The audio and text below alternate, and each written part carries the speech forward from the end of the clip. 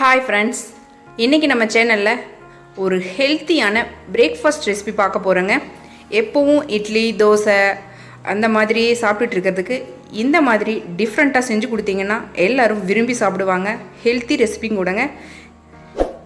இதை எப்படி செய்யணும்னு பார்க்குறதுக்கு முன்னாடி நீங்கள் இன்னும் இந்த சேனலை சப்ஸ்கிரைப் பண்ணலன்னா சப்ஸ்கிரைப் பண்ணிவிடுங்க. அதோட பெல் ஐக்கானையும் கிளிக் பண்ணிவிடுங்க. வாங்க இதை எப்படி செய்யலாங்கிறத வீடியோவில் பார்க்கலாம். அதுக்கு பார்த்தீங்கன்னா 1 கப் ஓட்ஸ் எடுத்துருக்கேங்க.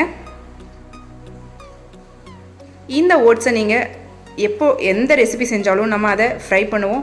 இப்போ இதுக்கு ஃப்ரை பண்ண தேவையில்லை. அப்படியே எடுத்துகிட்டு நம்ம அதை ஒரு மிக்ஸி ஜாரில் போட்டு பவுடர் பண்ணி எடுத்துகிட்டு வந்துடலாங்க. இப்போ இதை அரைச்சி எடுத்துகிட்டு வந்துட்டேங்க. பாருங்கள், இந்த மாதிரி குறைன்னு அரைச்சா போதுங்க. ரொம்ப நைஸாக அரைக்க தேவையில்லைங்க. இப்போ இதை பாத்திரத்தில் எடுத்துக்கலாம். இது கூட 1 டீஸ்பூன் சால்ட்டு சேர்த்துக்கிறேன். அப்புறம் 1/4 டீஸ்பூன் மஞ்சத்தூள், 1/2 டீஸ்பூன் ஜீரகத்தூள், 1/2 டீஸ்பூன் பெருங்காயம், அப்புறமா 1 வெங்காயத்தை நல்லா பொடுசாக கட் பண்ணியிருக்கேன், அதை சேர்த்துக்கிறேன். 2 பச்சை மிளகாய் கட் பண்ணி சேர்த்துக்கிறேங்க. கொஞ்சம் கொத்தமல்லி இலைகளை கட் பண்ணி சேர்த்துக்கிறேன். அப்புறமா 1 தக்காளி நல்லா பொடிசாக கட் பண்ணிவிட்டு அதையும் சேர்த்துக்கிட்டேன். இப்போது இது கூட 3 முட்டைங்க சேர்த்துக்க போகிறேன்.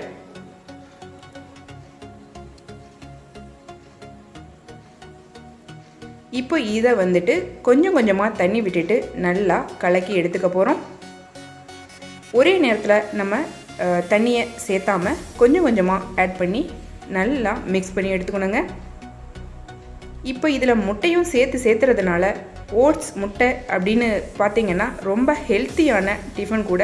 குழந்தைங்க ரொம்பவே விரும்பி சாப்பிடுவாங்க. இப்போ பாருங்கள், ஒரு 4 டீஸ்பூன் கடலை மாவு சேர்த்துக்கிறேங்க. இதையும் சேர்த்துட்டு நல்லா கலந்து எடுத்துக்கலாம்.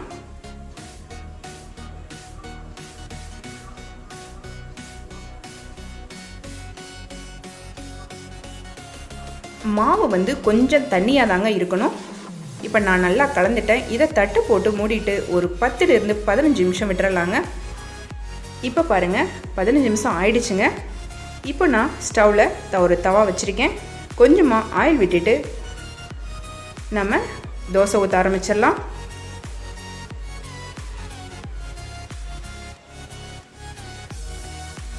கொஞ்சம் மாவு தண்ணியாக தாங்க இருக்கணும். ஏன் அப்படின்னா நம்ம ஓட்ஸ் சேர்த்துருக்கோம், அதோட முட்டையும் சேர்த்துருக்கோம். நீங்கள் வெந்ததுக்கப்புறம் பார்த்தீங்கன்னா நல்லா சாஃப்டாக ரொம்ப சூப்பராக இருக்குங்க தோசை. மேலே கொஞ்சம் ஆயில் விட்டுக்கலாம். பாருங்கள், வெந்துடுச்சு. நான் இப்போது திருப்பி போட்டுட்டேன். நீங்கள் இப்போ பார்த்தீங்கனாலே தெரியும் தோசை எவ்வளோ மொத்தமாக இருக்குன்னு. ஆனால் ரொம்ப சாஃப்டாக இருக்குங்க தோசை. சாப்பிடும்போது ஸ்டவ்வை சிம்மில் வச்சுட்டு தோசையை 2 சைடும் நல்லா வேக வச்சு எடுத்துடலாங்க. நான் இப்போது தோசை வெந்துருச்சு, தட்டுக்கு மாற்றிட்டேன். இன்னொரு தோசை ஊற்றிக்க போகிறேன்.